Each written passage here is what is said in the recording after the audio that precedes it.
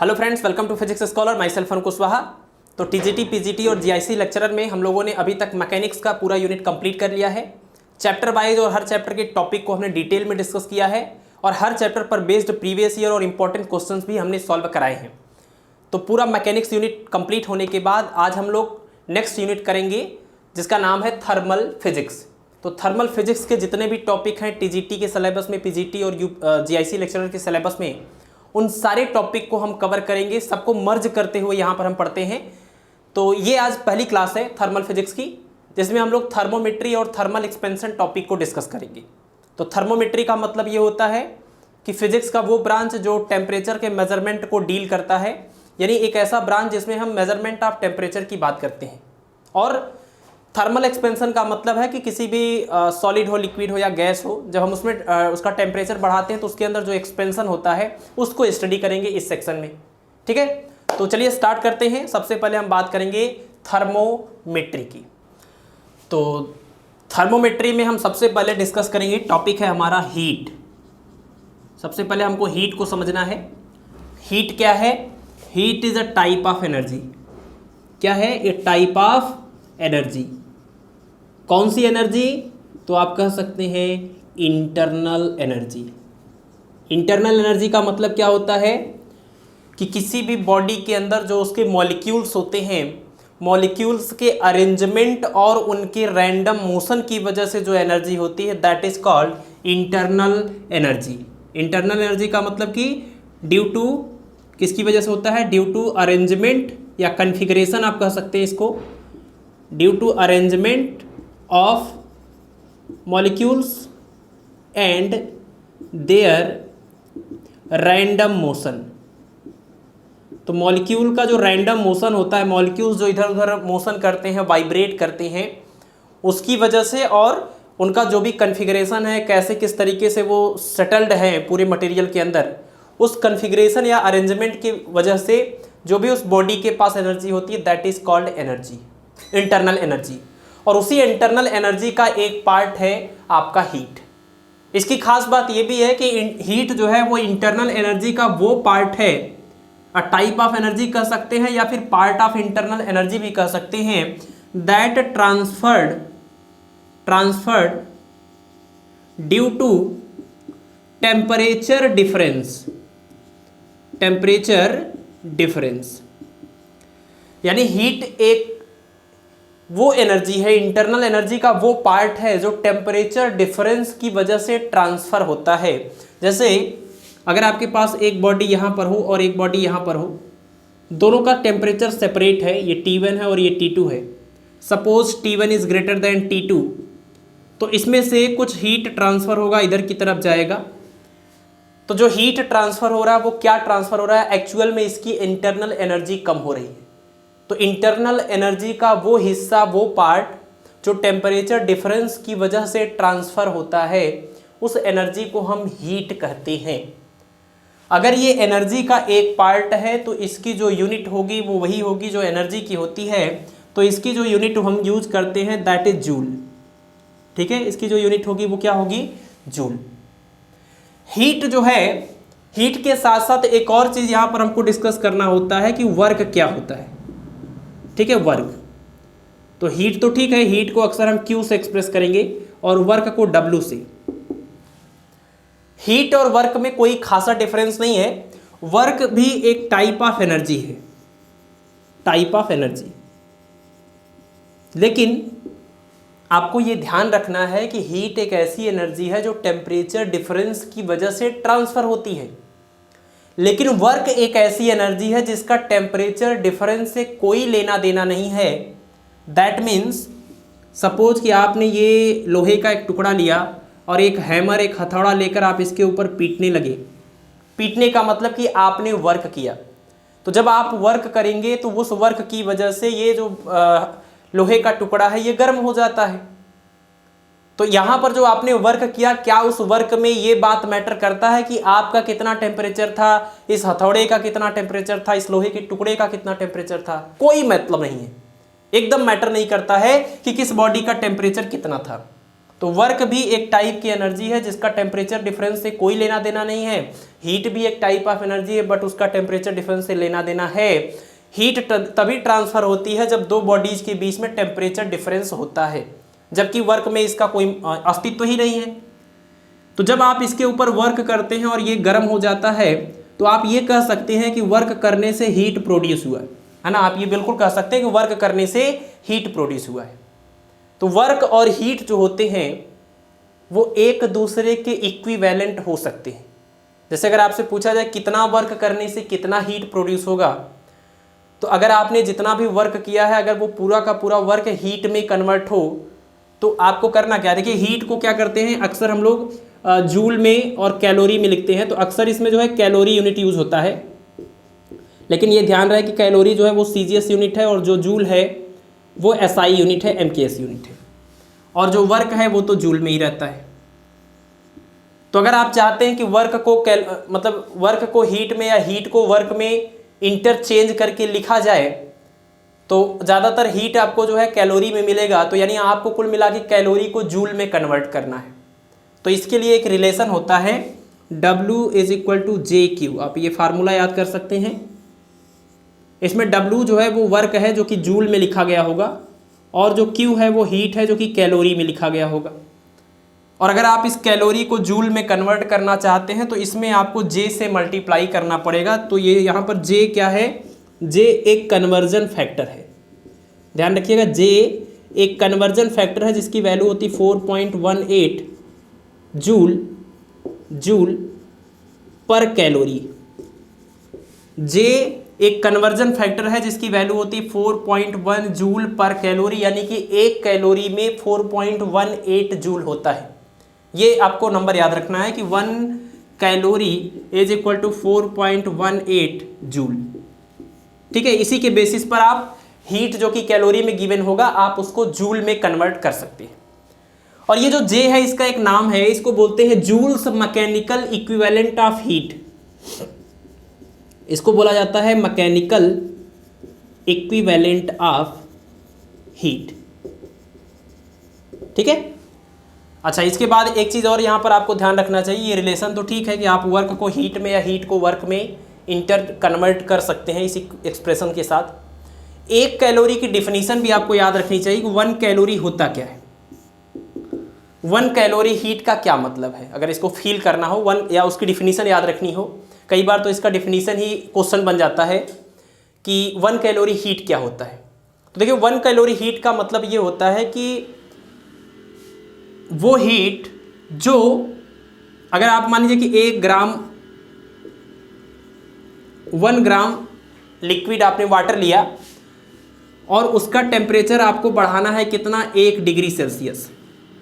तो 1 gram water का temperature 1 degree Celsius बढ़ाने के लिए जितना हीट देने की ज़रूरत है उसी हीट को हम क्या कहते हैं, उसी हीट को हम कहते हैं 1 कैलोरी। 1 ग्राम वाटर का टेम्परेचर 1 डिग्री सेल्सियस बढ़ाने के लिए जितना हीट देने की ज़रूरत होती है वही हीट कितना होता है, 1 कैलोरी।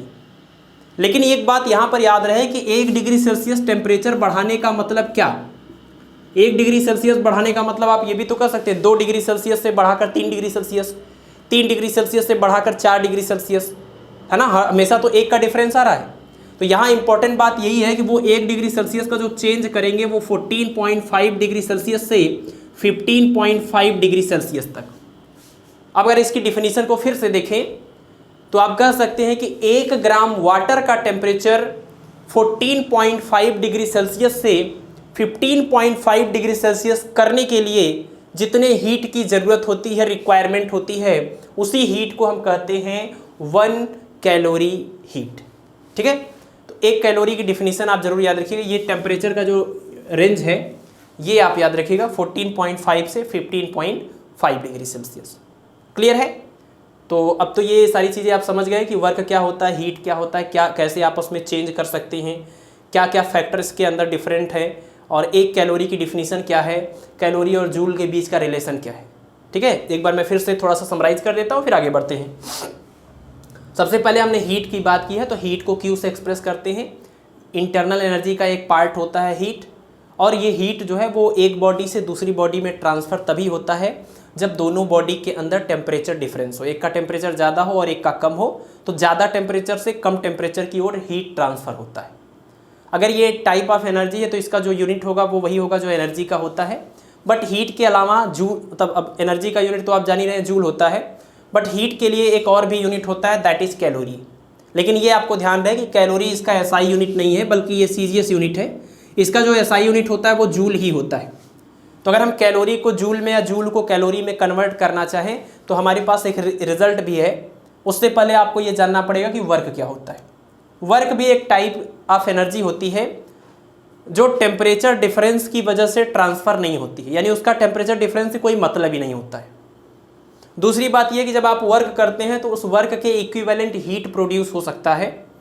अगर आपका पूरा का पूरा वर्क हीट में कन्वर्ट हो रहा है तो उस वर्क से कितना हीट प्रोड्यूस होगा ये आप यहाँ से कैलकुलेट कर सकते हैं। W = JQ, जहाँ पर W वर्क है जो कि जूल में लिखा है और Q हीट है जो कि कैलोरी में लिखा हुआ है। अक्सर हीट कैलोरी में ही लिखा रहता है, तो उस Q को जब J से मल्टीप्लाई कर देंगे तो ये जो हीट है वो वर्क में यानी जूल में कन्वर्ट हो जाएगा। इस J क्या है, कन्वर्जन फैक्टर है। इसका नाम है Joule's mechanical equivalent of heat, उष्मा का यांत्रिक तुल्यांक, और इसका मान होता है 4.18 जूल पर कैलोरी। क्लियर? तो ये सारे टॉपिक को पढ़ने के बाद अब हम बात करेंगे टेम्परेचर क्या होता है। अगर टेम्परेचर आप समझ गए तो फिर टेम्परेचर के मेजरमेंट की बात करेंगे। तो नेक्स्ट पॉइंट इज टेम्परेचर।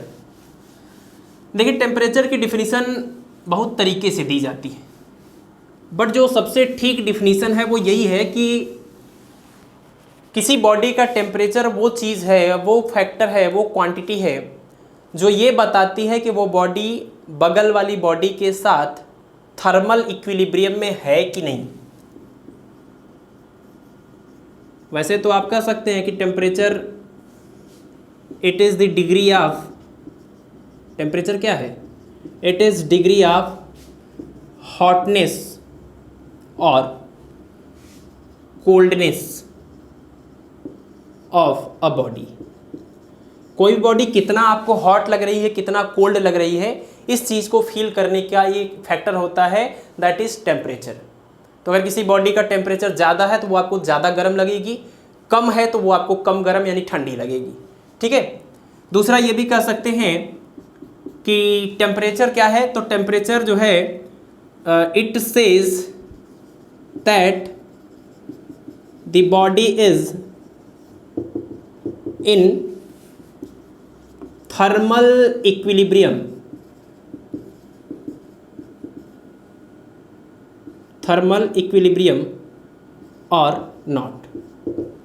कोई भी बॉडी अपने बगल वाली बॉडी के साथ थर्मल इक्विलिब्रियम में है कि नहीं, ये कैसे पता चलता है, तो ये टेम्परेचर ही बताता है। क्योंकि आप देखिए, अगर आपके पास ऐसी दो बॉडीज़ हों, इसका टेम्परेचर T1 डिग्री सेल्सियस, इसका टेम्परेचर T2 डिग्री सेल्सियस, अगर दोनों थर्मल इक्विलिब्रियम में हैं तो इनके बीच में ट्रांसफ़र ऑफ हीट नहीं होगा। थर्मल इक्विलिब्रियम का मतलब दोनों का टेम्परेचर बराबर हो जाए। तो अगर थर्मल इक्विलिब्रियम में है तो हीट का ट्रांसफ़र रुक जाएगा, थर्मल इक्विलिब्रियम में नहीं है तो हीट का ट्रांसफ़र होगा। अब कैसे पता चलेगा कि थर्मल इक्विलिब्रियम में है कि नहीं है? टेम्परेचर मेजर करिए, दोनों का टेम्परेचर सेम आया इसका मतलब थर्मल इक्विलिब्रियम में है, दोनों का टेम्परेचर सेम नहीं आया यानी थर्मल इक्विलिब्रियम में नहीं है। तो टेम्परेचर वो फैक्टर है जो ये बता सकता है कि दोनों बॉडी के बीच में ट्रांसफ़र ऑफ हीट हो रहा है कि नहीं हो रहा है। तो अगर थर्मल इक्विलिब्रियम में होंगे तो ट्रांसफ़र ऑफ हीट नहीं होगा, थर्मल इक्विलिब्रियम में अगर नहीं होंगे तो ट्रांसफ़र ऑफ हीट हो रहा होगा हायर टेम्परेचर वाली बॉडी से लोअर टेम्परेचर वाली बॉडी की ओर। तो टेम्परेचर ही वो फैक्टर है जो ये डिसाइड करेगा कि इनके बीच में ट्रांसफ़र ऑफ हीट होगा कि नहीं होगा, ये थर्मल इक्विलिब्रियम में है कि नहीं। ठीक है। चलिए, अब अगर आप टेम्परेचर की बात ही कर रहे हैं तो यहाँ पर सबसे इम्पॉर्टेंट बात जो टेम्परेचर के बारे में आती है वो ये कि इसकी जो डिफिनीशन है वो, इसका कॉन्सेप्ट कहाँ से मिलता है, तो जीरोथ लॉ ऑफ थर्मोडायनेमिक्स। अभी हम लोग आगे थर्मोडायनेमिक्स भी पढ़ेंगे थर्मल फिजिक्स में, तो उसमें आप पढ़ेंगे zeroth law of thermodynamics, first law, second law. तो जीरोथ लॉ ऑफ थर्मोडायनेमिक्स जो है वो टेम्परेचर जो क्वांटिटी है उस टेम्परेचर को वो इंट्रोड्यूस करती है। तो अगर आपसे क्वेश्चन में ये पूछा जाए कि टेम्परेचर की डिफिनीशन कौन से लॉ से मिलता है, तो जीरोथ लॉ ऑफ थर्मोडायनेमिक्स से मिलता है टेम्परेचर का डिफिनीशन। तो जब पढ़ेंगे जीरोथ लॉ ऑफ थर्मोडायनेमिक्स, वहाँ पर आपको इस चीज़ को हम फिर से पॉइंट आउट कर देंगे। ठीक, अच्छा, जब अगर आप टेम्परेचर को समझ रहे हैं तो फिर आप ये भी तो सोच रहे होंगे कि टेम्परेचर को मेजर कैसे किया जाए। टेम्परेचर को मेजर कैसे किया जाए? तो मेजरमेंट ऑफ टेम्परेचर की स्टडी जिस भी ब्रांच में हम करते हैं फिजिक्स के, उसी को हम बोलते हैं थर्मोमीट्री। फिजिक्स का वो ब्रांच जिसमें हम मेजरमेंट की बात करते हैं, टेम्परेचर के मेजरमेंट की बात करते हैं, उस ब्रांच को क्या बोलते हैं? थर्मोमीट्री। और जिस इंस्ट्रूमेंट से हम टेम्परेचर मेजर करते हैं उस इंस्ट्रूमेंट को हम बोलते हैं थर्मोमीटर्स। ठीक है, तो वैरायटी के थर्मामीटर्स होते हैं और उनका अपना अलग अलग तरीका होता है टेम्परेचर को मेजर करने के।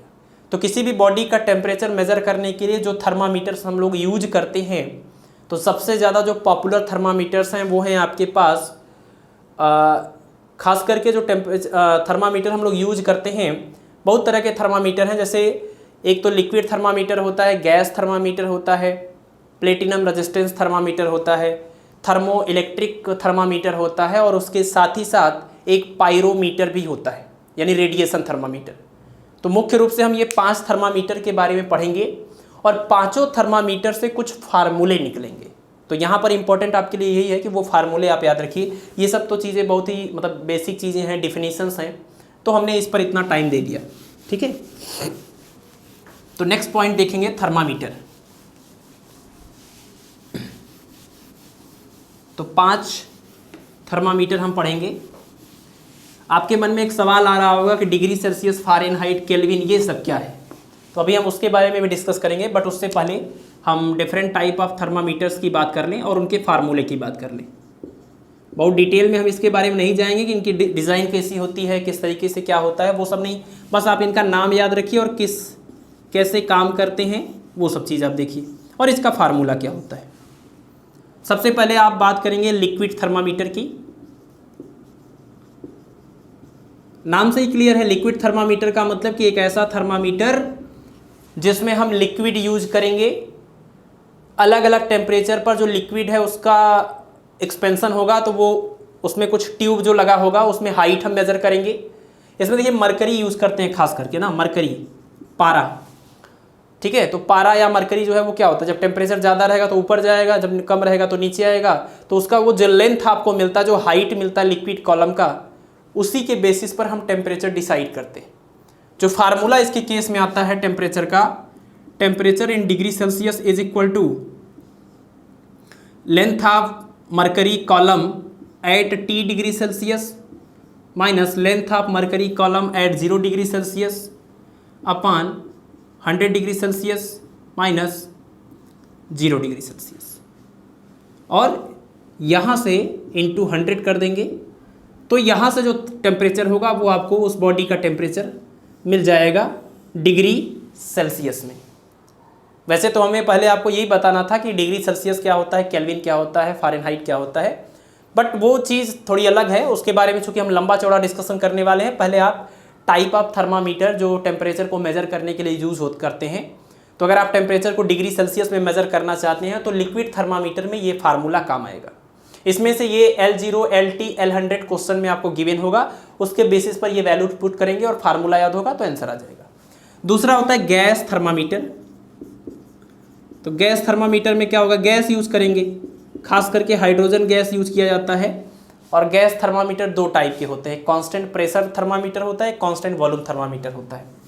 तो अगर आप कांस्टेंट वॉल्यूम थर्मामीटर की बात कर रहे हैं तो इसमें जो रिजल्ट आता है वो आता है PT माइनस P0 अपान P100 माइनस P0 और इंटू में 100। अब जरा आप देखिए कि आपको एक पैटर्न मिल गया होगा, दोनों में देखिए पैटर्न एक जैसा है, T0 100 0, T0 100 0। तो जो भी क्वांटिटी आप मेज़र कर सकते हैं, जो भी मेजरेबल क्वांटिटी है इस डिफरेंट टाइप ऑफ थर्मामीटर में, वो आपको 0 पर पता होना चाहिए, 100 पर पता होना चाहिए, और जिस अननोन टेम्परेचर पर, जो अननोन टेम्परेचर है उस अननोन टेम्परेचर पर भी उसकी वैल्यू पता होनी चाहिए। तो इस फार्मूले में वैल्यू रखेंगे तो अननोन टेम्परेचर की वैल्यू डिग्री सेल्सियस में आपको मिल जाएगी। ठीक है, नेक्स्ट जो है वो आपके पास है, इसको बोलते हैं platinum resistance thermometer.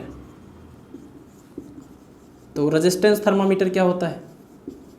Resistance thermometer में हम प्लेटिनम को यूज करते हैं और रेजिस्टेंस के बेसिस पर हम टेम्परेचर डिसाइड करते हैं। तो इसका जो फार्मूला आता है, पहली बात तो ये होता है R T is equal to R not 1 plus alpha delta T आता है। इसमें से अगर अल्फ़ा आपको कैलकुलेट करना हो, इस अल्फ़ा को हम टेम्परेचर कोफिशिएंट बोलते हैं। तो अल्फ़ा यानी कि टेम्परेचर, लीनियर टेम्परेचर कोफिशिएंट, इसके ऊपर भी न्यूमेरिकल आता है। तो अल्फ़ा के लिए फार्मूला होता है R T minus R zero upon होता है R zero into delta T. ठीक है, और अगर हम इसमें से ये टेम्परेचर डेल्टा टी या टी टेम्परेचर पता करना चाहते हैं डिग्री सेल्सियस में, तो यही आएगा R T minus R zero upon R 100 minus R zero और इंटू में 100। मतलब एकदम सेम पैटर्न, जो भी ऊपर आपने फार्मूले देखे उसी के बेसिस पर सिर्फ हमको टेम्परेचर इस बार मेजर करना। और इस वाले में हम प्रेशर मेजर कर रहे थे, इस वाले में हम लेंथ ऑफ लिक्विड कॉलम या मरकरी मेजर कर रहे थे। तो पैटर्न एकदम सेम है, उसी के बेसिस पर आप थर्मामीटर से आप टेम्परेचर फाइंड आउट कर सकते हैं। ये फार्मूला भी इंपॉर्टेंट है, इसको भी आप ध्यान रखिए। इसके बाद नेक्स्ट जो है वो सबसे इंपॉर्टेंट है, यानी अभी तक इन तीन में देखा जाए तो ये तीनों के बाद ये चौथा जो है वो ज़्यादा इंपॉर्टेंट है। और ये क्या है? इसको हम बोलते हैं thermo electric thermometer. Thermo electric thermometer यानी ये जो इंस्ट्रूमेंट है टेम्परेचर मेजर करने का, जो थर्मामीटर है, उसको थर्मो इलेक्ट्रिक या थर्मोकपल भी बोलते हैं। इसमें एक्चुअली करते क्या है कि दो अलग अलग मेटल लेते हैं, जैसे एक तो एंटीमनी बिस्मथ का पेयर हो सकता है, एक कॉपर या आयरन का पेयर हो सकता है। तो दो अलग अलग मेटल्स को हम लेते हैं और उनको इस तरीके से कनेक्ट करते हैं कि वो एक क्लोज्ड सर्किट बना ले, और इसको दोनों को अलग अलग टेम्परेचर पर रखते हैं। मान लीजिए एक को 0 डिग्री सेल्सियस पर, एक को T डिग्री सेल्सियस पर हमने रखा, दो अलग अलग टेम्परेचर पर हम रखते हैं।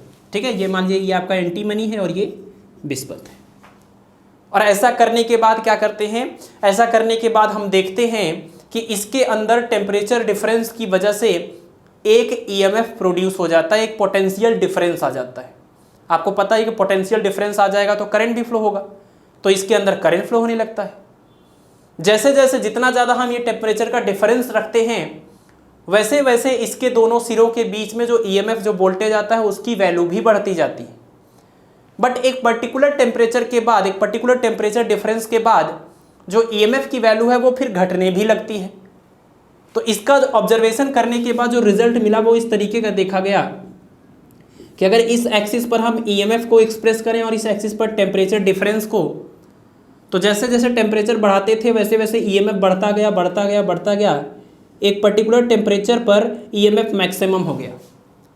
इस पर्टिकुलर टेम्परेचर को हम बोलते हैं न्यूट्रल टेम्परेचर, और इस पॉइंट को बोलते हैं न्यूट्रल पॉइंट। और अगर इससे ज़्यादा टेम्परेचर डिफरेंस किया गया तो देखा गया EMF फिर से घटने लगा और एक पॉइंट पर आके 0 हो गया।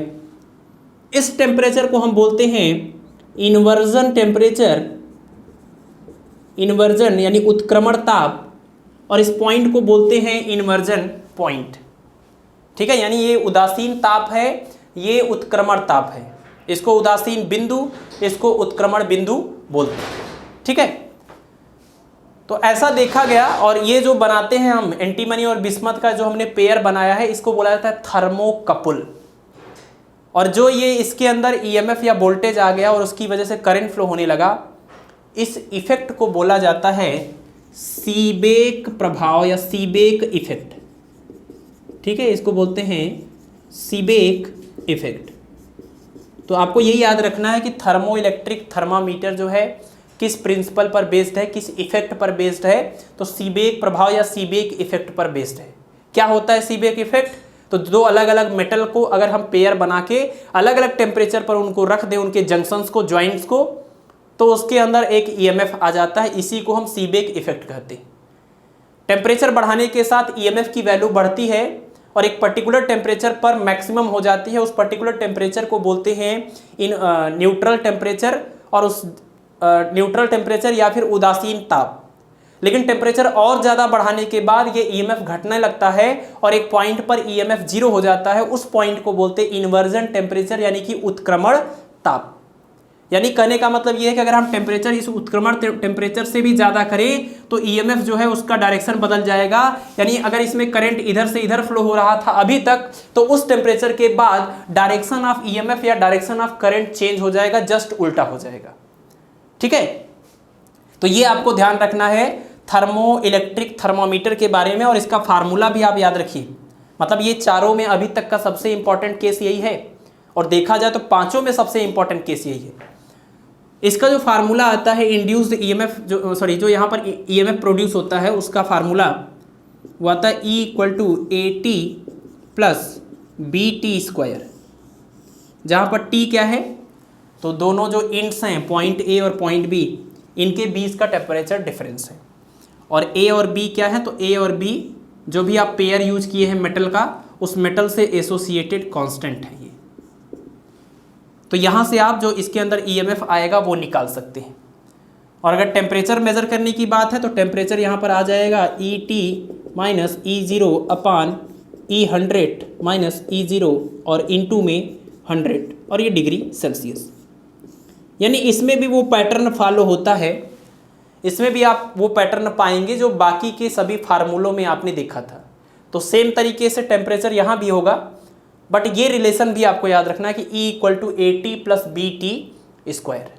ठीक है, तो काफ़ी इंपॉर्टेंट है ये केस। थर्मो इलेक्ट्रिक को थर्मोकपल थर्मामीटर भी बोला जाता है। लास्ट केस है, उसको भी आप देख लीजिए। इस टॉपिक को मैं यहाँ से हटा रहा हूँ। लास्ट है आपका पांचवा जो थर्मामीटर है, जिसका नाम है पांचवा, इसको बोलते हैं रेडिएशन थर्मामीटर। नाम से ही क्लियर है, रेडिएशन थर्मामीटर है तो रेडिएशन को ही मेजर करता होगा, रेडिएशन के बेसिस पर टेम्परेचर मेजर करेगा। इसको पायरोमीटर भी बोलते हैं। सबसे इंपॉर्टेंट बात यहाँ पर यह है कि इसका जो टेम्परेचर मेजर करने का जो रेंज है, मतलब जो टेम्परेचर ये मेजर करता है, इन सभी पांचों में हाईएस्ट टेम्परेचर को यही मेजर कर सकता है। यानी इसका जो रेंज होता है टेम्परेचर मेजर करने का वो बहुत ज़्यादा होता है। इवन ये सन के टेम्परेचर को भी मेजर कर सकता है, इतना ज़्यादा इसका रेंज होता है। मतलब बिना डैमेज हुए ये सन के टेम्परेचर को भी मेजर कर सकता है। और रेडिएशन थर्मामीटर नाम है तो ये किस बेसिस पर टेम्परेचर मेजर करेगा, किसी भी बॉडी से जिसका टेम्परेचर, आपको पता है कि हर एक बॉडी अपने टेम्परेचर की वजह से लगातार रेडिएशन है ना रेडिएट कर रही होती है। तो कोई भी बॉडी का अगर आपको टेम्परेचर मेजर करना है तो उस बॉडी से जो भी रेडिएशन निकल रहा है उस रेडिएशन को मेजर करके और आप उस बॉडी का टेम्परेचर बता सकते हैं। और ये जिस प्रिंसिपल पर काम करता है वो है, आपने ये फार्मूला पढ़ा ही होगा, स्टीफन्स लॉ, E = T⁴। इसी फार्मूले पर ये बेस्ड होता है, इसी के प्रिंसिपल पर ये काम करता है, और यहीं से E = T⁴। अगर आपको ये रेडिएशन की वैल्यू पता है, रेडिएशन का मतलब ये समझ रहे हैं, ये जो एनर्जी है, इस एनर्जी का मतलब यहाँ समझिएगा Q/A × T। यहाँ T का मतलब टाइम से है, और A का मतलब सरफेस एरिया, और Q का मतलब जो हीट जो रेडिएशन निकलेगा वो। तो पर यूनिट एरिया से पर सेकेंड में, यानी 1 सेकेंड में पर यूनिट एरिया से जितना हीट निकलता है, ये वहाँ पर यही चीज़ लिखी हुई है E। और ये किसके प्रोपोर्शनल है, तो T⁴, जहाँ पर T क्या है, ये है एब्सोल्यूट टेम्परेचर, यानी कि केल्विन में टेम्परेचर। इसके पहले जो भी फार्मूले आपने लिखे हैं वो सारा टेम्परेचर आप डिग्री सेल्सियस में कैलकुलेट कर रहे थे, बट पायरोमीटर से जो टेम्परेचर आप मेजर कर रहे हैं वो केल्विन में मेजर होता है। यहाँ पर जो T है वो केल्विन में है। तो E = T⁴, जहाँ पर E का मतलब आप ध्यान रखिएगा सिर्फ एनर्जी नहीं, energy per unit area per unit time. इसको बोलते हैं स्टीफन्स लॉ, इसको बोलते हैं स्टीफन का नियम। ठीक है, और एक बात यह भी याद रखिए कि इसको पायरोमीटर भी बोला जाता है और इसका रेंज बहुत हाई होता है। यानी सन का टेम्परेचर अगर आपको मेजर करना है तो ये सब इंस्ट्रूमेंट डैमेज हो जाएंगे, कोई काम नहीं करेगा। पायरोमीटर से आप सन का टेम्परेचर मेजर कर सकते हैं। क्लियर है? तो आपका जो ये आज का जो लेक्चर है इसमें हम लोगों ने टारगेट रखा था थर्मामीटर और थर्मल एक्सपेंशन। तो थर्मामीटर का जो सेक्शन है वो मैक्सिमम पार्ट इसका कंप्लीट हो गया है, बट अभी हम थोड़े मेजरिंग स्केल की बात कर लेते हैं। टेम्परेचर को मेज़र करने के जो हमारे पास स्केल हैं, डिफरेंट डिफरेंट पैमाने हैं, जैसे कि degree Celsius, Fahrenheit, kelvin, rumour, Rankine, ये जो स्केल है हमारे पास उसके बारे में बात करेंगे। ये तो हम उस इंस्ट्रूमेंट की बात कर रहे थे जिस इंस्ट्रूमेंट से हम टेम्परेचर मेज़र करते हैं, यानी हम थर्मामीटर के बारे में बात कर रहे थे। तो 5 टाइप के ये थर्मामीटर आप याद रखिए, और 5 ही टाइप के हम आपको टेम्परेचर मेज़र करने के स्केल्स बताने जा रहे हैं। और इन दोनों से आप ध्यान रखिए, अगर आप पेपर देख रहे होंगे प्रीवियस ईयर का पेपर, तो थर्मामीटर और टेम्परेचर मेज़र करने के जो स्केल्स हैं उन दोनों में से किसी न किसी एक टॉपिक पर कम से कम एक क्वेश्चन आपको जरूर मिलेगा। तो टॉपिक आसान है और एकदम फिक्स्ड है कि इन टॉपिक से एक न एक क्वेश्चन आपको जरूर मिलने वाला है, तो इसलिए आप इसको प्रिपेयर कर लीजिए। और ख़ास करके यहाँ पर हम आपको फिर से कह रहे हैं कि थर्मो इलेक्ट्रिक थर्मामीटर यानी सीबेक इफेक्ट और इसका ये पूरा केस जितना हम, ठीक है, ये याद रखिए, ये ग्राफ याद रखिए। और रेडिएशन थर्मामीटर यानी पायरोमीटर के बारे में याद रखिए कि इसका रेंज सबसे हाईएस्ट होता है, और ये रेडिएशन इस स्टीफन्स लॉ का जो नियम है उसी को यूज़ करते हुए टेम्परेचर को मेज़र कर सकता है। ठीक है, चलिए अब हम लोग बात करेंगे टेम्परेचर स्केल्स के बारे में। चलिए, तो टेम्परेचर स्केल में देखिए कुल 5 टाइप के टेम्परेचर स्केल हम यहाँ पर पढ़ेंगे। टेम्परेचर स्केल का मतलब कि हम टेम्परेचर को किस अलग अलग यूनिट में मेज़र करने वाले हैं। तो इंस्ट्रूमेंट जो हमारे पास है, ये इंस्ट्रूमेंट का नाम थर्मामीटर है, बट थर्मामीटर भी बहुत वैरायटी, बहुत अलग अलग मतलब यूनिट में टेम्परेचर को मेज़र करते हैं। कोई डिग्री सेल्सियस में मेज़र कर सकता है, तो कोई केल्विन में, कोई फ़ारेनहाइट में। सेम टेम्परेचर को आप अलग अलग यूनिट में बता सकते हैं। ठीक है, पहली बात तो जो टेम्परेचर का एसआई यूनिट है वो आप याद रखिए केल्विन होता है, यानी हम यहाँ पर 5 भले पढ़ेंगे लेकिन यही हमारा एसआई यूनिट है। एसआई यूनिट है केल्विन। इसके अलावा आपने जो नाम सुने होंगे बहुत ज़्यादा पॉपुलर है, वो डिग्री सेल्सियस स्केल होता है।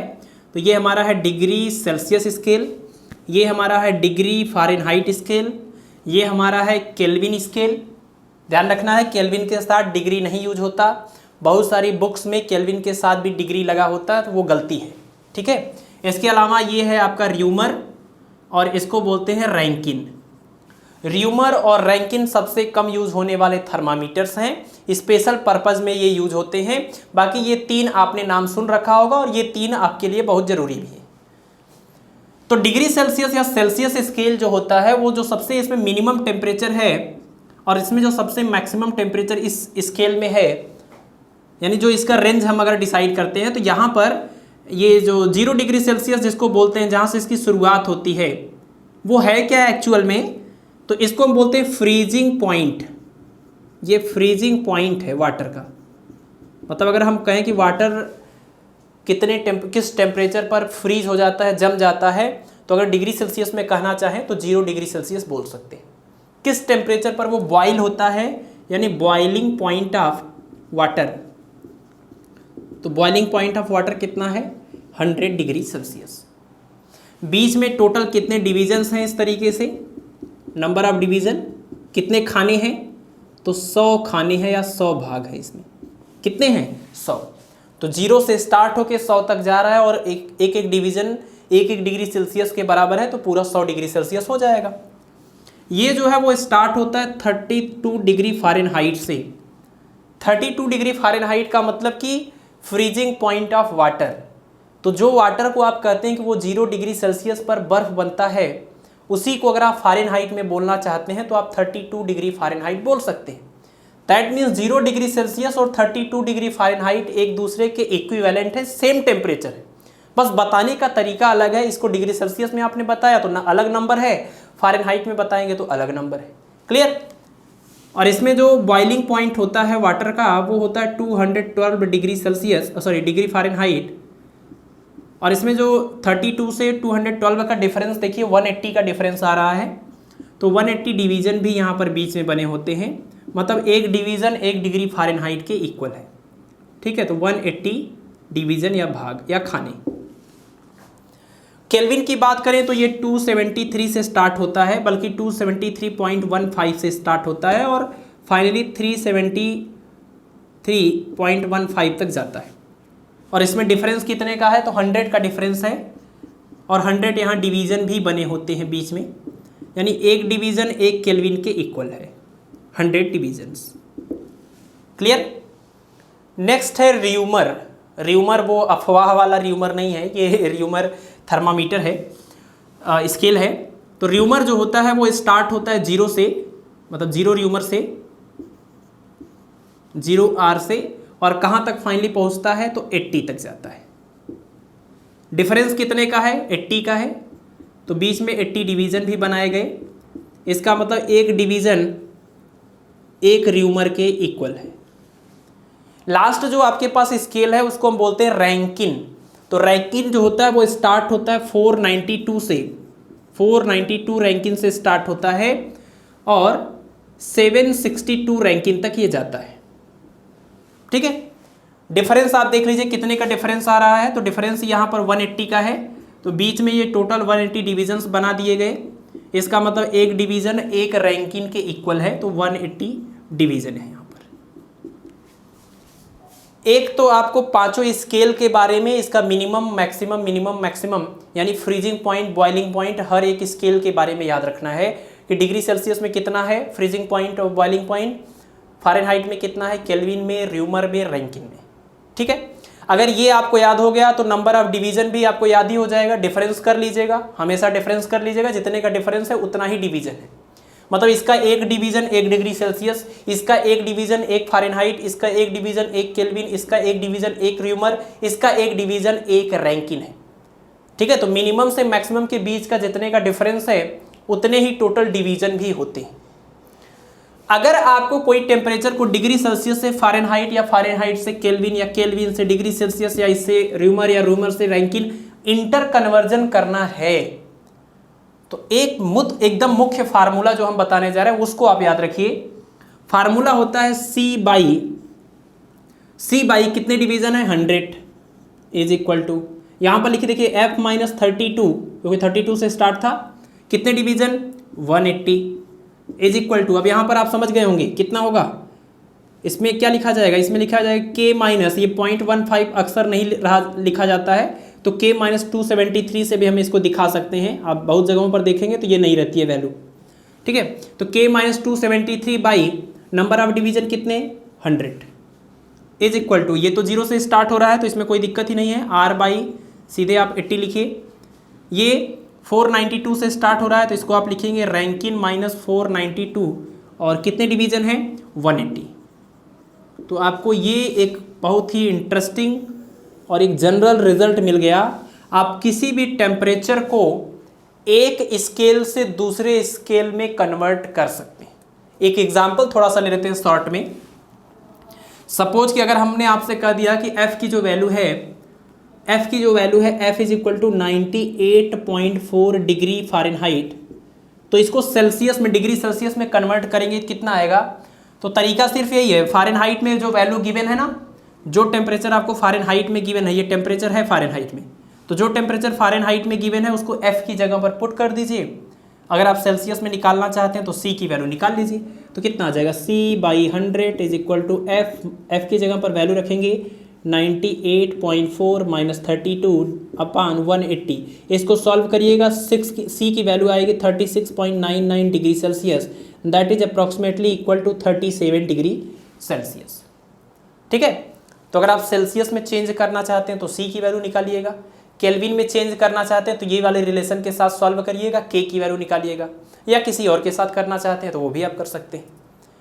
तो किसी भी एक स्केल के टेम्परेचर को दूसरे स्केल में कन्वर्ट करने का ये जनरल फार्मूला है, इसको आप याद रखिए। दूसरी बात, हमने जो एग्जाम्पल आपको कराया है इसमें एक रहस्य है, वो ये है कि ये जो 98.4 डिग्री फ़ारेनहाइट टेम्परेचर है ये हेल्दी ह्यूमन बॉडी का टेम्परेचर है। हेल्दी ह्यूमन बॉडी का नॉर्मल टेम्परेचर कितना होता है, तो फ़ारेनहाइट में अगर कहें तो 98.4 डिग्री फ़ारेनहाइट, और डिग्री सेल्सियस में कहें तो आता तो 36.99 है, बट अप्रॉक्सीमेटली इसको 37 भी बोला जाता है। तो हेल्दी ह्यूमन बॉडी का टेम्परेचर आप याद रखिए फ़ारेनहाइट में, डिग्री सेल्सियस में, कई बार एग्जाम्स में पूछा जा चुका है। दूसरा, जो क्लिनिकल थर्मामीटर होता है, मतलब जिससे डॉक्टर लोग है ना बुखार नापते हैं, तो क्लिनिकल थर्मामीटर जो होता है उसका जो रेंज होता है वो 95 डिग्री फ़ारेनहाइट से 110 डिग्री फ़ारेनहाइट तक होता है। इसका आपको रेंज याद रखना है। दूसरी बात ये भी याद रखना है कि ये फ़ारेनहाइट में ये स्केल रहता है। और 95 से 110 ही क्यों होता है? क्योंकि हेल्दी ह्यूमन बॉडी जो जिंदा मानव शरीर है उसका टेम्परेचर 95 से 110 डिग्री फ़ारेनहाइट के ही बीच में होता है। उससे कम टेम्परेचर पर हम सर्वाइव नहीं कर सकते और उससे ज़्यादा टेम्परेचर पर भी सर्वाइव नहीं कर सकते। तो हमारी बॉडी का यानी जिंदा आदमी के बॉडी का जो टेम्परेचर है वो इसी के बीच में लाई करता है। तो क्लिनिकल थर्मामीटर का रेंज भी उतना ही बनाया गया है। ठीक, इसके अलावा एक और पॉइंट आप यहाँ पर याद कर सकते हैं। देखिए, टेम्परेचर और वॉल्यूम के बीच में, लिक्विड के टेम्परेचर और वॉल्यूम के बीच में जो ग्राफ खींचा गया वो ग्राफ देखिए इस टाइप का मिलता है। तो आपको पता है कि गैस का टेम्परेचर बढ़ाने पर उसका वॉल्यूम बढ़ता है, टेम्परेचर घटाने पर उसका वॉल्यूम कम होता है। तो टेम्परेचर घटाने पर वॉल्यूम जो कम होता है उसके बीच में ग्राफ खींचा गया और देखा गया कि 0 डिग्री सेल्सियस टेम्परेचर पर भी गैस का कुछ वॉल्यूम है, नॉन जीरो वॉल्यूम है। लेकिन अगर टेम्परेचर को और कम करते जाएं तो एक ऐसा टेम्परेचर आपको यहाँ पर मिलेगा माइनस में -273 डिग्री सेल्सियस, जहाँ पर वॉल्यूम की वैल्यू 0 हो जाएगी। यानी -273 डिग्री सेल्सियस वो टेम्परेचर है जिस पर गैस के हर एक मॉलिक्यूल का मोशन खत्म हो जाएगा, मोशन रुक जाएगा, वॉल्यूम उसका 0 हो जाएगा। और आप देखिए कि अगर इससे भी आप पीछे आते हैं, ग्राफ को और इधर ले आते हैं, तो ये जो आपको ग्राफ मिलता है, अब इसको अगर आप टेम्परेचर वाले एक्सिस पर ले जाएंगे तो आप देखिए कि इस टेम्परेचर की जो वैल्यू आएगी वो इससे भी निगेटिव होती जाएगी। लेकिन वॉल्यूम वाले एक्सिस पर आप जब जाएंगे तो वॉल्यूम तो आपको नीचे की तरफ मिलेगा। और यहाँ पर इससे ऊपर हम वॉल्यूम मेजर कर रहे थे, 0 से इधर ऊपर स्टार्ट हो रहा था। तो अगर 0 से ये ऊपर वॉल्यूम है, पॉजिटिव वॉल्यूम है, तो नीचे तो निगेटिव वॉल्यूम है। और निगेटिव वॉल्यूम जैसा कोई कॉन्सेप्ट नहीं होता है। इसका मतलब ये कि गैस का जो मिनिमम टेम्परेचर हो सकता है मिनिमम वॉल्यूम पर, वो टेम्परेचर यही है -273 डिग्री सेल्सियस। और इसी टेम्परेचर को नाम दिया गया एब्सोल्यूट 0 डिग्री सेल्सियस। ठीक है, सॉरी, एब्सोल्यूट 0 टेम्परेचर। तो आप ध्यान रखिएगा, एब्सोल्यूट 0 का मतलब क्या, एब्सोल्यूट टेम्परेचर का मतलब क्या। पहली बात तो एब्सोल्यूट टेम्परेचर का मतलब वो टेम्परेचर जो केल्विन में मेजर किया जाए। और एब्सोल्यूट 0 का मतलब क्या, तो एब्सोल्यूट 0 का मतलब केल्विन में 0, यानी कि 0 केल्विन। और वो 0 केल्विन किसके इक्वल हुआ, -273 डिग्री सेल्सियस। यानी अगर कोई आपसे पूछता है, यानी क्वेश्चन में अगर ऐसा कुछ है कि एब्सोल्यूट 0 का मतलब क्या है, तो न्यूमेरिकल वैल्यू की अगर बात करें तो एब्सोल्यूट 0 का मतलब 0 केल्विन, डिग्री सेल्सियस में चेंज करेंगे -273 डिग्री सेल्सियस। लेकिन इसका मीनिंग क्या है, तो इसका मीनिंग ये है कि एब्सोल्यूट 0 वो मिनिमम टेम्परेचर, वो मिनिमम पॉसिबल टेम्परेचर है जिस पर गैस का वॉल्यूम 0 हो जाता है, या गैस के मॉलिक्यूल्स का जो रैंडम मोशन है वो खत्म हो जाता है, उसकी काइनेटिक एनर्जी 0 हो जाती है। मोशन नहीं है तो काइनेटिक एनर्जी नहीं है। तो एब्सोल्यूट 0 बड़ा ही स्पेशल टेम्परेचर है। इसलिए आप जरूर याद रखिएगा, इस ग्राफ का मीनिंग यहाँ पर याद रखिए कि इससे मिनिमम टेम्परेचर पॉसिबल नहीं है, क्योंकि इससे मिनिमम टेम्परेचर का मतलब वॉल्यूम निगेटिव वॉल्यूम का कॉन्सेप्ट इज नॉट पॉसिबल। ठीक है, तो एब्सोल्यूट 0 की वैल्यू, इसका मीनिंग, एब्सोल्यूट टेम्परेचर किसको बोलते हैं, वो क्लिनिकल थर्मामीटर का रेंज और हेल्दी ह्यूमन बॉडी का टेम्परेचर। साथ ही साथ एक स्केल को दूसरे स्केल में कैसे कन्वर्ट किया जाएगा ये भी आपको ध्यान रखना है। एक छोटा सा पॉइंट और आपको बताते हैं, एक टर्म आता है ट्रिपल पॉइंट का, ये आप देख लीजिए ताकि ये कंप्लीट हो जाए, फिर थर्मल एक्सपेंशन में एंट्री कर दें। ट्रिपल पॉइंट का मतलब होता है, ट्रिपल पॉइंट एक ऐसा टेम्परेचर है जिस पर सॉलिड, लिक्विड और गैस, अगर हम वाटर के ट्रिपल पॉइंट की बात करें तो वाटर का ट्रिपल पॉइंट का मतलब कि एक ऐसा टेम्परेचर जिस पर वाटर अपने तीनों स्टेट में एक साथ एग्जिस्ट करती है, यानी सॉलिड, लिक्विड और गैस तीनों स्टेट में एक साथ जिस टेम्परेचर पर वाटर एग्जिस्ट करता है उस टेम्परेचर को बोला जाता है ट्रिपल पॉइंट ऑफ वाटर। और कितना होता है triple point of water, temperature कितना होता है, तो ये होता है 273.16, ध्यान रखिएगा 0.15 नहीं 0.16 डिग्री सेल्सियस। ये है वाटर का ट्रिपल पॉइंट डिग्री सेल्सियस में। और जिस प्रेशर पर ये, यानी अगर हम ट्रिपल पॉइंट टेम्परेचर के साथ साथ ट्रिपल पॉइंट प्रेशर भी होता है, इसकी बात करें तो 0.46 cmHg। ठीक है, मरकरी का जो होता है ना, मरकरी का जो कॉलम होता है उसके हाइट के बेसिस पर हम प्रेशर बताते हैं, तो 0.46 cmHg, ये भी आपको ध्यान रखना है। और इसका एक फार्मूला भी होता है, इस तरह का फार्मूला भी आप यूज कर सकते हैं कि इसको बोलते हैं गै-लुसैक लॉ। गै-लुसैक का एक नियम होता है जो कहता है कि P∼T∼ is equal to P/T। तो अगर आपको टेम्परेचर मेजर करना है तो आपको यहाँ से मिल जाएगा T is equal to P by, और ये इधर मल्टीप्लाई करेगा, यानी आप कह सकते हैं कि T∼ इंटू P/P∼, और इसकी वैल्यू आपको पता है 273.16, इसकी भी वैल्यू पता है 0.46 cm। तो ये अननोन प्रेशर आप पता अगर कर सकते हैं, अगर आपको ये अननोन प्रेशर, ये वाला प्रेशर पता है तो ये अननोन टेम्परेचर आप पता कर लेंगे। तो ये एक रिलेशन आप यहाँ से याद कर लीजिए, ये ज़्यादा आसान पड़ेगा। इसको बोलते हैं गै-लुसैक का नियम। गै-लुसैक का नियम, इसमें P∼ और T∼ का मतलब है ट्रिपल पॉइंट प्रेशर, ये है ट्रिपल पॉइंट टेम्परेचर। वाटर के लिए triple point temperature 273.16 degree Celsius और triple point pressure 0.46 centimetre Hg यानी मरकरी। क्लियर है? इस पार्ट को आप स्क्रीनशॉट ले लीजिए। अगर आप नोट्स बना रहे हैं तो इसको बहुत ही बेहतरीन तरीके से नोट्स में लिख लीजिए। ठीक है, प्रीवियस ईयर क्वेश्चंस आप देखिए तो इतने से, और पिछले जो थर्मामीटर का हमने कॉन्सेप्ट बताया, थर्मोकपल और पायरोमीटर का, इतने में से ही मिला के आपको कोई ना कोई एक क्वेश्चन जरूर मिल जाएगा। बाकी हीट क्या होता है, टेम्परेचर क्या होता है, ये सब बहुत ही बेसिक चीज़ें हैं, ये जानकारी के लिए अच्छी हैं, बट एग्जाम के पॉइंट ऑफ व्यू से ये इतना इंपॉर्टेंट नहीं है, इसमें एग्जाम में वो सब चीज़ें नहीं पूछेंगे। ठीक है, तो आपका जो 2 पार्ट था इसमें हमारा कि थर्मोमेट्री और थर्मल एक्सपेंशन हम लोग पढ़ेंगे। तो थर्मोमेट्री कंप्लीट हो गया। अब हम एंट्री करने जा रहे हैं कि थर्मल एक्सपेंशन क्या होता है और उसमें कौन कौन से फार्मूले आते हैं। चलिए, तो थर्मल एक्सपेंशन में देखते हैं हम लोग। सबसे पहले डेफिनेशन ही आप समझ लीजिए, नाम से ही क्लियर है। थर्मल एक्सपेंशन का मतलब कि टेम्परेचर के बढ़ाने से बॉडी का डायमेंशन अगर एक्सपेंड हो रहा है, that is called thermal expansion. Body का डायमेंशन बोलने से मतलब क्या है? अब अगर आपके पास कोई रॉड है, रॉड का मतलब जिसके पास सिर्फ लेंथ है, इसका विड्थ और इसका थिकनेस लेंथ के कंपैरिजन में नेग्लिजिबल है।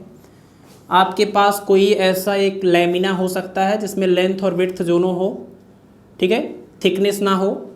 आपके पास कोई क्यूब या क्यूबॉइड हो सकता है जिसके पास तीनों चीज़ें प्रेजेंट हो, लेंथ हो, विड्थ हो, थिकनेस हो। तो 3 डायमेंशन इसके पास है। तो थर्मल एक्सपेंशन का मतलब ये है कि टेम्परेचर देने से जो उसका डायमेंशन इंक्रीज होगा, एक्सपेंड होगा, that is called thermal expansion. तो अगर आप इस तरह की किसी बॉडी का टेम्परेचर बढ़ाएंगे तो इसका लेंथ ही तो इंक्रीज होगा, एक ही डायमेंशन तो इंक्रीज होगा। लेंथ के कंपैरिजन में इसका ये जो साइज है, ये लेंथ जो विड्थ है वो नेग्लिजिबल है। तो इसका जब टेम्परेचर बढ़ाएंगे तो इसका लेंथ चेंज होगा। इस तरह के एक्सपेंशन को हम बोलते हैं लीनियर एक्सपेंशन। क्या बोलेंगे? Linear expansion. थर्मल एक्सपेंशन का ये कौन सा पार्ट है? ये लीनियर एक्सपेंशन की बात हो रही है यहाँ पर। जब लीनियरली एक्सपेंशन होगा तो लीनियर एक्सपेंशन। अब देखिए, इसका टेम्परेचर बढ़ाएंगे तो इसका एरिया बढ़ेगा, क्योंकि L भी बढ़ेगा और B भी बढ़ेगा। तो L और B दोनों बढ़ेगा तो इसका मतलब पूरा इसका एरिया ही बढ़ जाएगा। पूरा एरिया बढ़ जाएगा तो इसको हम बोलते हैं, इसका नाम है सुपरफिशियल एक्सपेंशन, या इसको हम एरियल एक्सपेंशन भी बोलते हैं। ठीक है, सुपरफिशियल या फिर एरियल एक्सपेंशन, जब उसका एरिया बढ़ जाएगा टेम्परेचर बढ़ाने से। और तीसरा देखिए, इसके पास लेंथ है, विड्थ है और थिकनेस है। तो इसका जब हम टेम्परेचर बढ़ाएंगे तो तीनों डायमेंशन बढ़ेगा, कुल मिला के इसका वॉल्यूम बढ़ जाएगा, ये क्यूब या क्यूबॉइड बड़ा हो जाएगा। तो इस एक्सपेंशन को हम बोलते हैं वॉल्यूम एक्सपेंशन। ठीक है, वॉल्यूम एक्सपेंशन। तो linear expansion, areal expansion, volume expansion. Linear expansion 1 dimension की बात कर रहा है, वॉल्यूम सुपरफिशियल या एरियल एक्सपेंशन 2 डायमेंशन की बात कर रहा है। वॉल्यूम एक्सपेंशन एल, बी और एच यानी तीन तीन डायमेंशन की बात कर रहा है। ठीक है, ध्यान रखिए कि थर्मल एक्सपेंशन जो हम पढ़ रहे हैं उस थर्मल एक्सपेंशन में हमको तीनों तरह के स्टेट में एक्सपेंशन की बात करनी है। सॉलिड के केस में थर्मल एक्सपेंशन, लिक्विड के केस में थर्मल एक्सपेंशन और गैस के केस में थर्मल एक्सपेंशन। तो ये जो हम पढ़ रहे हैं ये सॉलिड का पढ़ रहे हैं। ये किसका पढ़ रहे हैं हम लोग? ये सॉलिड का थर्मल एक्सपेंशन है, लीनियर, एरियल और वॉल्यूम। इन तीनों के केस में एक कोफिशिएंट डिफाइन है। जैसे इसके केस में जो कोफिशिएंट है वो उसको हम अल्फा से एक्सप्रेस करते हैं। अल्फा इक्वल टू होता है change in length upon initial length into change in temperature. ठीक है, alpha equal to change in length upon initial length into change in temperature. और इस अल्फा को हम बोलते क्या हैं? इसको हम बोलते हैं coefficient of linear expansion. Coefficient of linear expansion. Okay, अब बिल्कुल इसी पैटर्न पर आप आगे बढ़ते जाइए, सारे फार्मूले आपको याद हो जाएंगे। ऊपर जो क्वांटिटी लिखना है वो चेंज की वैल्यू होगी, उसके अपान में इनिशियल वैल्यू होगी, उसके बगल में चेंज इन टेम्परेचर होगा। तो इसके केस में आता है coefficient of linear expansion, alpha से एक्सप्रेस करते हैं। इसके केस में आता है कोफिशिएंट ऑफ सरफेस एक्सपेंशन या सुपरफिशियल एक्सपेंशन, और इसकी वैल्यू होती है delta change in area upon initial area into change in temperature. इसको बोलते हैं कोफिशिएंट ऑफ एरियल एक्सपेंशन। इसका नाम है कोफिशिएंट ऑफ एरियल एक्सपेंशन। और थर्ड जो है आप समझ गए होंगे, इसमें जो कोफिशिएंट आता है उसको गामा से एक्सप्रेस करते हैं, that is change in volume upon initial volume into change in temperature. और इसको क्या बोला जाता है? इसको बोला जाता है coefficient of volume expansion. Coefficient of volume expansion. ठीक है, तो coefficient of linear expansion, surface expansion या एरियल एक्सपेंशन और वॉल्यूम एक्सपेंशन, ये जो अल्फा, बीटा और गामा है, ये तीनों के तीनों जो एक्सपेंशन कोफिशिएंट हैं वो सॉलिड के केस में डिफाइन हैं। बट जब हम लिक्विड की बात करेंगे और गैस की बात करेंगे तो लिक्विड और गैस का टेम्परेचर बढ़ाने से सिर्फ एक डायमेंशन में चेंज नहीं आता, उसके तीनों डायमेंशन में एक्सपेंशन होता है। दैट मीन्स लिक्विड और गैस का टेम्परेचर बढ़ाने से उसका वॉल्यूम एक्सपेंड होता है। तो लिक्विड और गैस के केस में हम वॉल्यूम एक्सपेंशन की बात करेंगे, लेकिन लीनियर और एरियल एक्सपेंशन की बात नहीं करेंगे। ठीक है, तो सॉलिड का अगर हम पढ़ लेते हैं तो लिक्विड में सिर्फ गामा की बात करेंगे और गैस में भी सिर्फ गामा की बात करेंगे। तो इतना हो गया आपका, ये सॉलिड में लीनियर और अल्फा, बीटा और गामा हो गए। यहाँ पर इंपॉर्टेंट बात ये है कि जो बीटा की वैल्यू होती है वो 2 अल्फा के इक्वल होती है, ये रिलेशन है, और जो गामा की वैल्यू होती है वो 3 अल्फा के इक्वल होता है। तो कई बार न्यूमेरिकल आपको दिया जाता है अल्फा, बीटा और गामा पर बेस्ड, तो इस एकदम मेन फार्मूले से कहीं ज़्यादा इनका ये इंटर रिलेशन होता है कि अल्फा का बीटा से, बीटा का गामा से, गामा का अल्फा से क्या रिलेशन है। तो आप देखिए अल्फा तो अल्फा ही है, बीटा जो है वो 2 अल्फा है और गामा जो है वो 3 अल्फा है। तो आप कह सकते हैं कि alpha ratio beta ratio gamma is equal to 1:2:3। मतलब जो बीटा है वो अल्फा का 2 गुना है और जो गामा है वो अल्फा का 3 गुना है। इस चीज़ को आप ऐसे याद कर सकते हैं या फिर ऐसे भी याद कर सकते हैं, alpha by 1 is equal to beta by 2 is equal to gamma by 3। Meaning same है। यहाँ से भी अगर आप बीटा इक्वल टू निकालेंगे तो बीटा इक्वल टू 2 अल्फा आएगा, गामा और से अल्फा निकालेंगे गामा इक्वल टू 3 अल्फा आएगा। साथ ही साथ आप बीटा और गामा का भी आपस में रिलेशन निकाल सकते हैं कि 3 बीटा इक्वल टू 2 गामा हो जाएगा। ठीक है, तो आप ये रिलेशन इनका आपस में याद रखिए। ये अल्फा, बीटा, गामा का जो जनरल फार्मूला है वो याद रखिए। साथ ही साथ आप देखिए सब जगह से अगर आप यूनिट निकालेंगे तो ये लेंथ है कैंसिल हो जाएगा, जो भी टेम्परेचर का यूनिट रखेंगे वही आएगा, ऊपर जाएगा। यहाँ पर भी वही होगा, यहाँ पर भी वही होगा। तो यानी आप कह सकते हैं कि degree Celsius inverse, degree Celsius inverse, degree Celsius inverse इन तीनों का यूनिट होता है और डायमेंशन टी इनवर्स हो जाएगा, सॉरी थीटा इनवर्स हो जाएगा। ठीक है, चलिए तो ये आप इसको स्क्रीनशॉट लीजिए, इसको आप नोट करिए। नेक्स्ट पॉइंट हम बात करते हैं, ये सॉलिड का केस हो गया, अभी लिक्विड की बात कर लेते हैं, फिर गैस की भी बात करेंगे। चलिए तो अब देख लेते हैं thermal expansion in liquid. Thermal expansion in liquid. तो हमने आपको बता ही दिया कि लिक्विड के केस में हम गामा की ही बात करेंगे, यानी वॉल्यूम कोफिशिएंट की बात करेंगे। तो सपोज आपके पास कोई एक कंटेनर है और इस कंटेनर का आपने टेम्परेचर ऐसे बढ़ा दिया, कुछ आपने है ना, कुछ ऐसे इसको टेम्परेचर आपने बढ़ाया। तो टेम्परेचर बढ़ाने से क्या होगा, टेम्परेचर बढ़ाने से क्या होगा, सपोज कि इस कंटेनर में पहले यहाँ तक लिक्विड भरा हुआ था, यहाँ तक। तो जब इस कंटेनर का आप टेम्परेचर बढ़ाएंगे तो आपको पता है कि ये ग्लास है, अगर ये ग्लास है और ये वाटर है, वाटर कह लीजिए या लिक्विड कह लीजिए। तो जब हम कंटेनर का टेम्परेचर बढ़ाते हैं तो कंटेनर भी एक्सपेंड होता है, साथ ही साथ इसके अंदर जो लिक्विड है वो भी एक्सपेंड होता है। अगर आप इस बात को इग्नोर करते हैं कि कंटेनर भी एक्सपेंड हुआ है, इस बात को अगर आप भूल जाते हैं, सिर्फ आप ये देखते हैं कि पहले लिक्विड यहाँ तक था और अभी लिक्विड यहाँ तक पहुँच चुका है, सिर्फ आप ये एक्सपेंशन को यहाँ पर नोटिस करते हैं और इस बात को नोटिस करते ही नहीं कि आपका कंटेनर भी एक्सपेंड हो गया है। तो अगर हम कंटेनर या उस बर्तन के एक्सपेंशन को इग्नोर करते हुए सिर्फ एक्सपेंशन जो हमको ऑब्जर्व हो रहा है उसको देखें तो इसको कहा जाता है अपारेंट एक्सपेंशन, अपारेंट एक्सपेंशन। और इससे एसोसिएटेड जो कोफिशिएंट है उसको बोला जाएगा कोफिशिएंट ऑफ अपारेंट एक्सपेंशन, यानी आप कह सकते हैं गामा अपारेंट। गामा मतलब क्या, वॉल्यूम एक्सपेंशन की तो बात चल रही, तो गामा तो आएगा ही।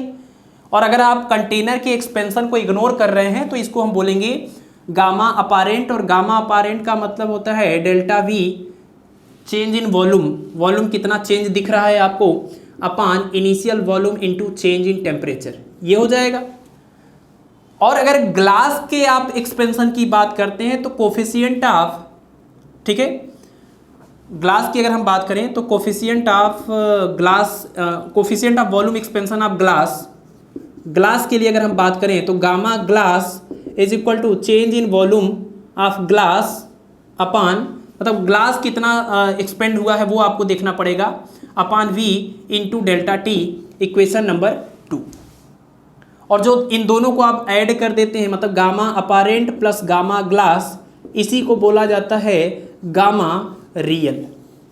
ठीक है, तो आपको ध्यान रखना है कि गामा रियल, जो रियल एक्सपेंशन इसका है वो कैसे निकलेगा, तो कंटेनर का एक्सपेंशन प्लस लिक्विड का जो वॉल्यूम है उसका एक्सपेंशन।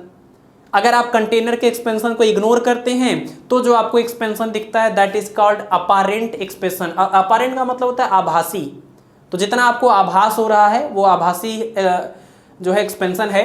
और अगर आप ग्लास का भी एक्सपेंशन उसी में ऐड कर देते हैं तो इसको हम रियल एक्सपेंशन बोलते हैं। तो ये रिलेशन आप याद कर सकते हैं। ठीक है, बहुत ही सिंपल सी चीज़ है, बहुत इंपॉर्टेंट नहीं है। तो लिक्विड के केस में आप गामा, दो तरह से गामा को डिफाइन करते हैं, gamma apparent and gamma real. और गामा अपारेंट से गामा रियल कैसे मिलेगा, तो इसी में गामा ग्लास आपको ऐड करना पड़ेगा। और गामा का मतलब आप समझ ही चुके हैं, अल्फा बीटा और गामा में जो गामा है वो कब यूज होता है, जब वॉल्यूम में एक्सपेंशन होता है। तो यहाँ वॉल्यूम ही एक्सपेंड हो रहा है, इसीलिए हम गामा की बात कर रहे हैं। ठीक है, एक चीज़ और आप यहाँ पर देख सकते हैं, ये तो बहुत स्पेशल चीज़ नहीं थी, यहाँ पर एक चीज़ आप देख सकते हैं कि with respect to increase in temperature, temperature को बढ़ाने से किसी भी लिक्विड की जो डेंसिटी होती है वो डिक्रीज होती है। ठीक है, इंपॉर्टेंट बात यहाँ पर, density decreases with increase in temperature of liquid. जब किसी लिक्विड, किसी द्रव का हम टेम्परेचर, ताप बढ़ाते हैं तो उसकी डेंसिटी, उसका घनत्व तो घटता है। रिलेशन क्या है कि rho dash is equal to rho 1 minus gamma delta T. ये रिलेशन भी इंपॉर्टेंट है। ठीक है, इसको आपको याद रखना है। जहां पर रो डैश क्या है, तो ये टेम्परेचर बढ़ाने के बाद नई डेंसिटी है, और ये क्या है, ये इनिशियल टेम्परेचर पर डेंसिटी है, यानी इनिशियल डेंसिटी आप बोल सकते हैं। इनिशियल डेंसिटी, ये क्या है, फाइनल डेंसिटी। तो यहाँ पर आपको ध्यान रखना है कि रो डैश की जो वैल्यू है वो लेस देन किसकी होगी, रो।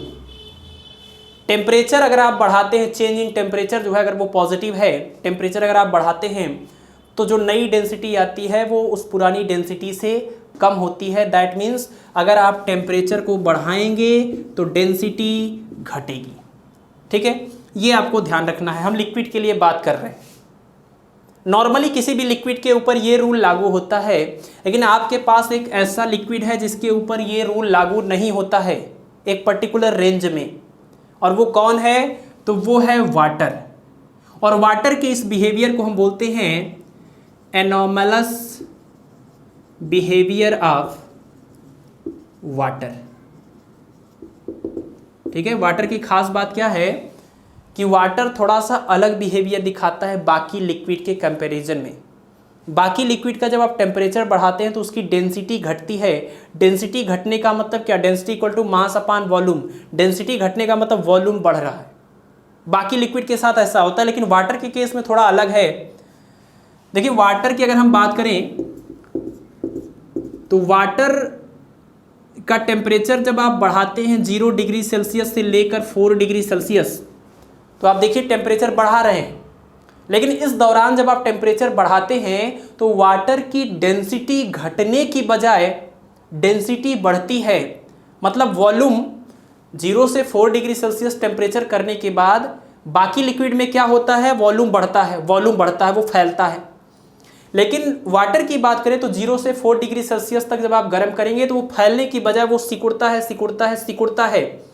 4 डिग्री सेल्सियस पर जितना भी सिकुड़ सकता था उतना सिकुड़ जाता है, यानी वॉल्यूम मिनिमम हो जाता है 4 डिग्री सेल्सियस पर।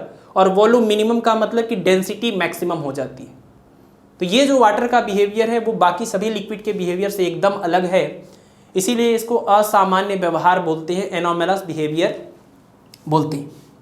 बाकी 4 डिग्री सेल्सियस के बाद जब आप इसको और टेम्परेचर इसका बढ़ाएंगे तो टेम्परेचर बढ़ाने से डेंसिटी घटती है बाकी लिक्विड की, तो इसका भी टेम्परेचर 4 डिग्री सेल्सियस के बाद जब बढ़ाएंगे तो डेंसिटी इसकी भी घटने लगेगी।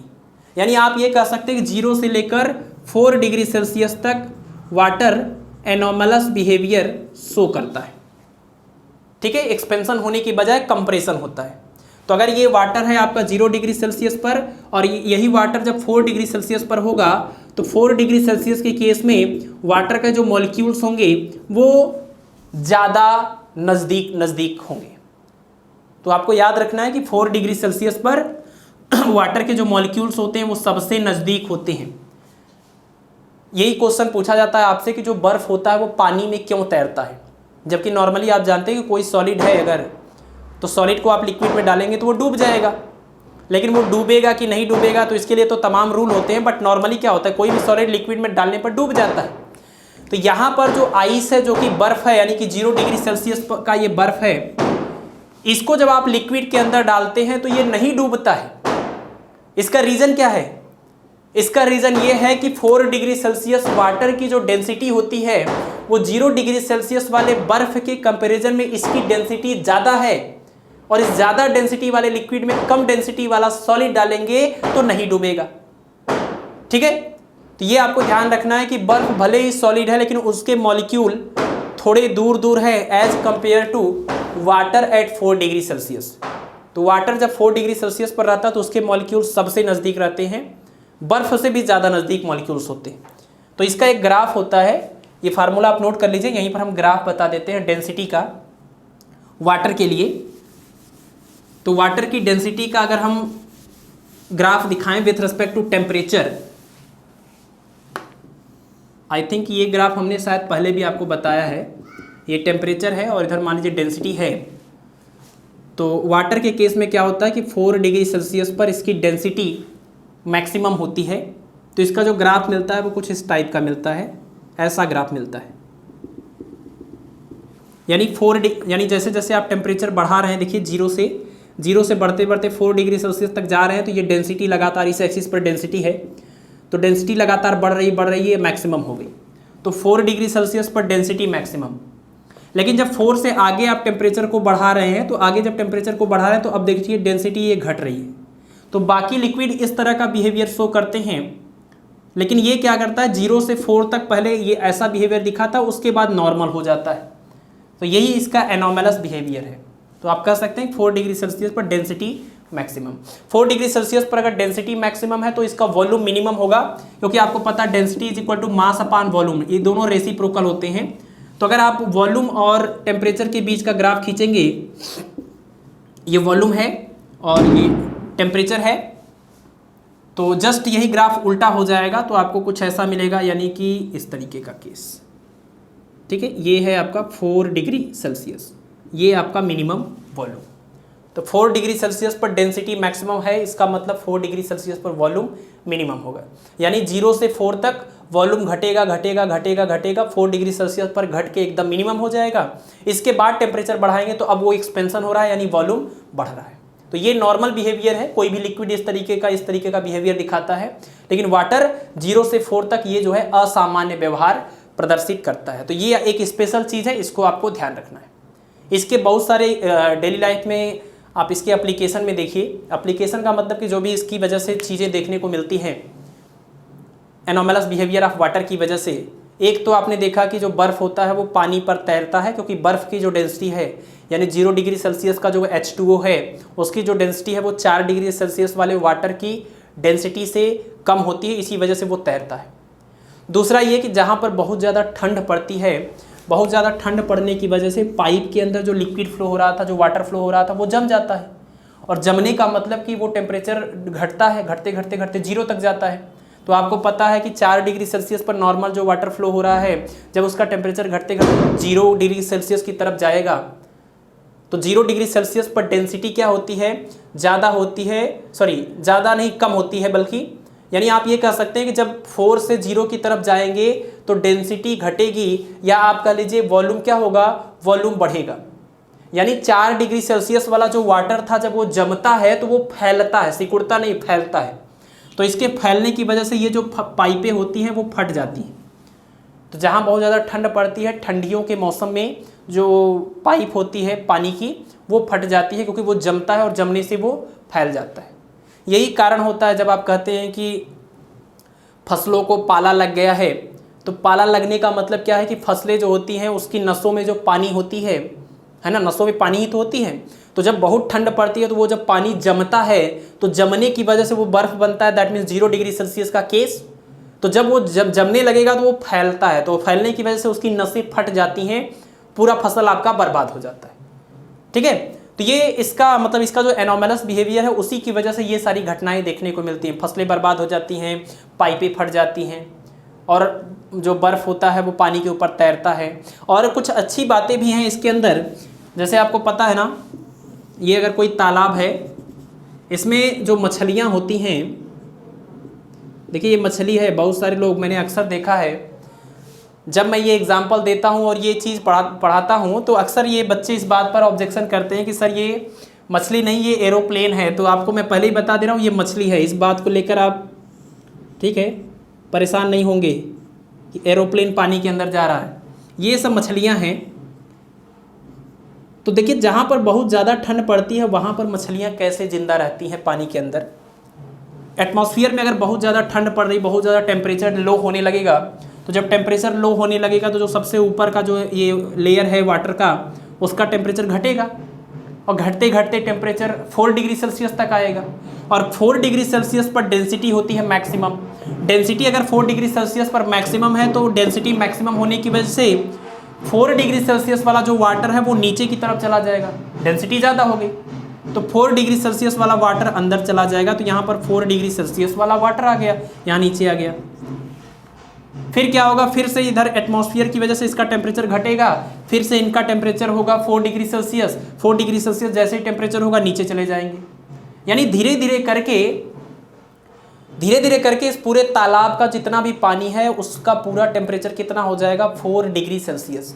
जिसका भी टेम्परेचर 4 होता जाएगा वो नीचे की तरफ जाता जाएगा, क्योंकि डेंसिटी मैक्सिमम है, डूबता जाएगा। जब इस पूरे इसका टेम्परेचर 4 डिग्री सेल्सियस हो जाएगा, अब कोई तो अंदर जा नहीं सकता क्योंकि 4 से ज़्यादा किसी का होगा नहीं डेंसिटी। तो अब जब यहाँ पर इसका टेम्परेचर कम होगा, यानी 3 डिग्री सेल्सियस होगा, 2 डिग्री सेल्सियस होगा, 0 डिग्री सेल्सियस होगा, तो आपको पता है कि 4 डिग्री सेल्सियस से जब टेम्परेचर घटता है 0 डिग्री सेल्सियस की तरफ जाता है तो डेंसिटी की जो वैल्यू है वो घटती है। और डेंसिटी घट रही है, यानी कि ये मैक्सिमम डेंसिटी है और इधर कम डेंसिटी वाला मॉलिक्यूल है, तो कम डेंसिटी वाला मॉलिक्यूल ज़्यादा डेंसिटी वाले लिक्विड के ऊपर तैरेगा। तो यानी धीरे धीरे क्या होगा, इसका टेम्परेचर घटेगा 3 degree Celsius, 2 degree Celsius, 1 degree Celsius.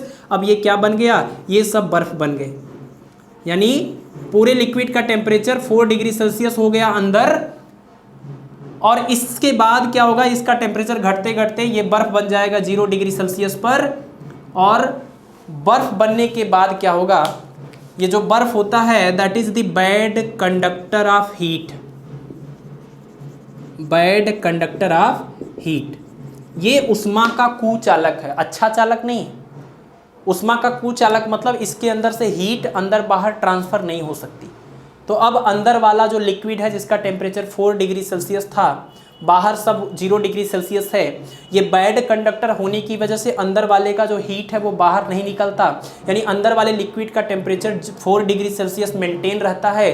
उसके अंदर ये मछलियाँ आसानी से तैरती रहती, ठीक है।